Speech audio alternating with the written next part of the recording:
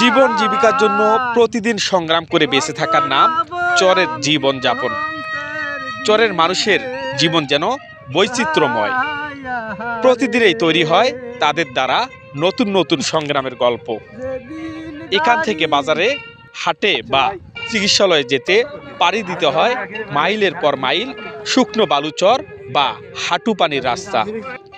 একসময় চরে অন্ধকারের জীবনে বসবাস করা হলেও এখন সৌর বিদ্যুৎ বা পল্লী বিদ্যুতের আলোয় আলোকিত তারা। 90 দশকের মতো এখনও চরে দল বেঁধে বাংলা সিনেমা দেখা বা সংবাদ শোনার আসর বসে। মাঝে মাঝে জারি গান, সারি গান, ভাটিয়ালি বা যাত্রা পালারও আসর মেলে এসব চরে। চরের জীবন সংগ্রামের গল্প কষ্ট শোনালেও তাদের মধ্যে সামাজিক বন্ধন অটুট রয়েছে। একে অপরের ভালোবাসায় তারা এখানে বেঁচে থাকে। আজ আমি আপনাদেরকে শোনাবো গাইবান্ধা সদরের কামারজানির চরের গল্প। এখন আমি আছি কামারজানি নৌবন্দর। এখান থেকে নৌকা যুগে আমি যাব কুন্দেরপাড়ার চরে। ব্রহ্মপুত্র নদ, এই বড় নদটি পার হয়ে আমরা এখন কুন্দেরপাড়ার চরে। যাওয়ার পথেই চোখে মিলল চরের সবুজে সমারোহ, ভরপুর ফসলি জমির চিত্র। এবছর এ চরে ভুট্টা, মিষ্টি কুমড়া, মরিচ, বাদামের আবাদ হয়েছে ব্যাপক আকারে। চোখ ধাঁধানো এসব ফসলের মাঠে কাজ করছেন কৃষকরা। এক সময় এই চরগুলো এখানকার মানুষের জন্য অভিশাপ মনে হলেও এখন যেন তাদের জন্য আশীর্বাদ। এখন এই চরগুলোতে যে পরিমাণ শাকসবজি সহ নানা অর্থকারী ফসল উৎপাদন হয় তা দিয়েই স্বাবলম্বী এখানকার মানুষরা। আমরা কথা বললাম এখানকার একজন প্রান্তিক কৃষকের সাথে। তিনি জানালেন চরের নানা ফসল উৎপাদনের কথা। চরে মনে হয় আগে হয়েছে চিনের আবাদ, কাউনের আবাদ, আর নামার মতো গাঞ্জা ধান হয়েছে, আর মনে হয় তারপর ফসল ধান, ভুট্টার ফসল হয়, তারপর বাদাম হয়, কালাই হয়, খেসারি কালাই হয়, যে জিনিসই বুনবে এটাই হয়। ওই আমরা আমন কাটে যেটা মনে হয় ভুট্টা কাটা হয় না, ওটা কালা হাজ বুনছি বালু মাটি, কালা হাজে পানি দিতেছি, ফসল নামাইতেছি। ফের মিষ্টি কুমড়া, বালুর মধ্যে মিষ্টি কুমড়া নাগাই আমরা। তারপর যেটা বেশিরভাগ বালু ওটা ফের বাদাম নাগাই। এই দেখেন বাদাম কিরম ধরছে। আগে চরের মানুষ খারাপ আছিল, চরের মানুষ অনেক সুখী আছে। একটা সাড়ে বছর আমার বালুচে পরে থাকে, কেউ বলা না, 5 দিন থাকলে ওই অবস্থায় থাকে। আগে মনে হয় মানুষের পেটের দুঃখ নারায়ণটা মনে কিছু চুরি করছে, এগুলো চুরি চামারি করে না। খেতের মধ্যে ফসল থাকে ওই অবস্থায় থাকে। এক ভুট্টা যদি তুলি খেতের মধ্যে 10 দিন থাকে, এই গাড়ির লোড আমরা ফের দিই, ব্যাপারে দিয়ে ফের মাল নিয়ে যাই।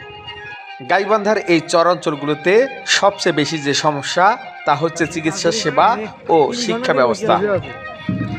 এই চরের মানুষের হঠাৎ কোনো রোগীকে দ্রুত চিকিৎসা দিতে পারি দিতে হয় বড় নদী। এই চরগুলোতে নেই কোনো চিকিৎসালয়। অনেক রোগী মারা যান চিকিৎসা সেবার অভাবেই। আর স্কুল থাকলেও শিক্ষকরা আসেন তাদের ইচ্ছা মতো। তাই শিক্ষা সেবার মান একেবারেই খারাপ অবস্থা। আর যাতায়াতের সমস্যার কারণে তাদের উৎপাদিত ফসলের ন্যায্য মূল্য পান না তারা। অঞ্চলের কৃষি বিপ্লব হলেও কিন্তু চরাঞ্চলের মানুষের জীবনের মান উন্নয়ন এখনও ঘটেনি। কারণ হলো কৃষি উন্নয়ন হলেও কিন্তু কৃষি পণ্যগুলো বাজার বা হাট বাজারে সুষমভাবে নিয়ে যাওয়ার অভাবে সেগুলো ভালোভাবে বাজার পাচ্ছে না। এবং চরাঞ্চলের মানুষের শিক্ষার মান এখনও ভালো বজায় আগেনি। কারণ হলো এখানে শিক্ষার ব্যবস্থা এখনও মানে ঘরে ঘরে পৌঁছে যায়নি, যার ফলে শিক্ষার মান এখনও অনুন্নত। সাথে আমাদের এই চরাঞ্চলে চিকিৎসা ক্ষেত্রেও এখনও অনুন্নত। কারণ এখানে জন্মপ্রসূত কোনো মহিলাকে কোনো হাসপাতালে নিয়ে যেতে গেলে মানে হঠাৎ নিয়ে যাওয়ার অভাবে তারা নিয়ে যেতে পারে না। ফলে এই অঞ্চলের মানুষ এখানে দুর্ভোগের শিকার হয়ে থাকে। মাঠ পেরিয়ে বাড়িঘর, প্রকৃতির নির্জন ছায়াতলে এই চরের সংগ্রামী মানুষগুলোর বসবাস। এখানকার শিশুদের খেলাধুলায় আর রাখালের মহিষ পালকে খাবার তুলে দেওয়া যেন এই চরকে বেশি সৌন্দর্যমণ্ডিত করে তুলেছে। কামারজানের কুন্দেরপাড়া, বাটিকামারি, করাইবাড়ি চরগুলোর আঁকাবাঁকা রাস্তাগুলোতে হাজারো মানুষের চলাচল। সবাই নিজ নিজ কর্মে ব্যস্ত সময় পার করছেন। কেউ কৃষি জমিতে কাজ নিয়ে ব্যস্ত, কেউ বা গবাদি পশু নিয়ে ব্যস্ত, কেউ আবার হাট বাজার ব্যবসা বাণিজ্য, আবার কেউ বা ব্যস্ত অন্যান্য কাজকর্ম নিয়ে। এখানকার মহিলারাও সংগ্রামী। তারাও পুরুষের সাথে পাল্লা দিয়ে কাজ করেন মাঠে ও বাড়িতে। এখানে প্রায় প্রতিটি পরিবারেই গবাদি পশু পালন করে থাকেন। তবে এসব পশুগুলোকে দেখভালের প্রধান হচ্ছেন বাড়ির গৃহিণীরা। এসব পশুগুলোকে তারা প্রচুর যত্ন আর ভালোবাসার ছোঁয়ায় আগলে রাখেন। আর পশুপালনের মধ্য দিয়েও অনেক পরিবার হয়েছেন স্বাবলম্বী।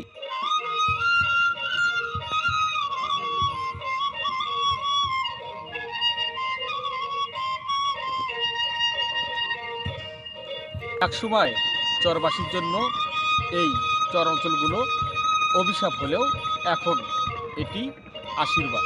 কারণ এই চরগুলোতে এখন যে হারে অর্থনৈতিক ফসল উৎপাদন হয় তা দিয়েই স্বাবলম্বী এখানকার মানুষেরা। চরের মানুষের আন্তরিকতার যেন শেষ নেই। হঠাৎ কোনো অচেনা লোককেও তারা আদর যত্ন দিয়ে আপন করে নেন। তাদের জীবন সংগ্রামের হলেও এ যুগেও চরে বসবাস করেই যেন সুখী তারা। তবে শিক্ষা ও চিকিৎসা সেবার মান বাড়ানোর জন্য সরকারের পক্ষ থেকে জরুরি পদক্ষেপ চান তারা। মোহাম্মদ রাহুল ইসলাম রুবেল, এমডি টিভি, কুন্দেরপাড়া চর থেকে।